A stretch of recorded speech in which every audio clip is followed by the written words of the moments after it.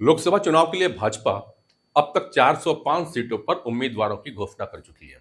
इनमें से केरल की मल्लपुरम सीट एकमात्र ऐसी सीट है जहां से पार्टी ने मुस्लिम उम्मीदवार अब्दुल सलाम को उतारा हुआ है। कभी पार्टी का मुस्लिम चेहरा रहे शाहनवाज हुसैन, मुख्तार अब्बास नकवी जैसे नेताओं को उम्मीदवारों की सूची में जगह नहीं मिली है। वह भी तब जब देश के 65 सीटों पर मुस्लिम मतदाताओं की भागीदारी 30 से 65% है, तो करीबन 35 सीटें ऐसी हैं जिन पे इस समुदाय की प्रभावशाली उपस्थिति दर्ज होती है। बीते एक दशक में पार्टी में मोदी शाह युग की शुरुआत के बाद मुसलमानों के संदर्भ में भारतीय जनता पार्टी की रणनीति में कुछ बड़ा बदलाव देखने को आया है। लगता है कि पार्टी में अब वोट की कीमत पर ही इस समुदाय को टिकट देना चाहती है। 2 वर्ष पूर्व जब हैदराबाद में पार्टी की राष्ट्रीय कार्यकारिणी में प्रधानमंत्री नरेंद्र मोदी ने पसमानदा मुसलमानों तक पहुंच बनाने का आह्वान किया था, तब एक बारीकी लगा था कि इस बार पार्टी प्रभाव वाले राज्यों में इस वर्ग को मौका देगी।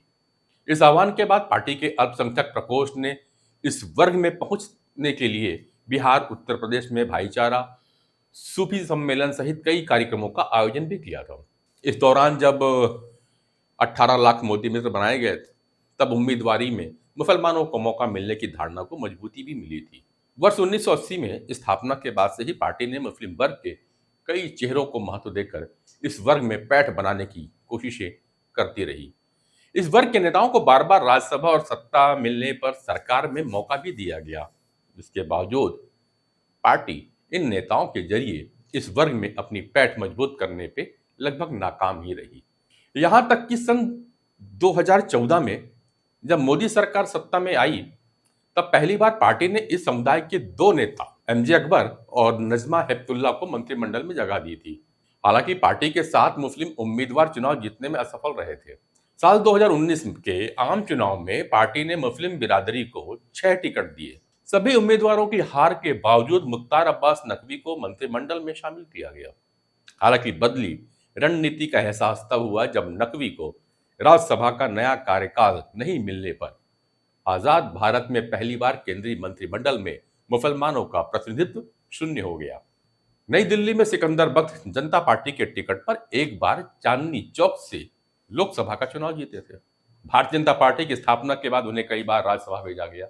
उन्हीं की तरह आरिफ बेग सन 77 और 89 में लोकसभा चुनाव जीते, तो कई बार राज्यसभा सदस्य और मंत्री रहे मुख्तार अब्बास नकवी बस एक बार लोकसभा चुनाव जीत पाए थे।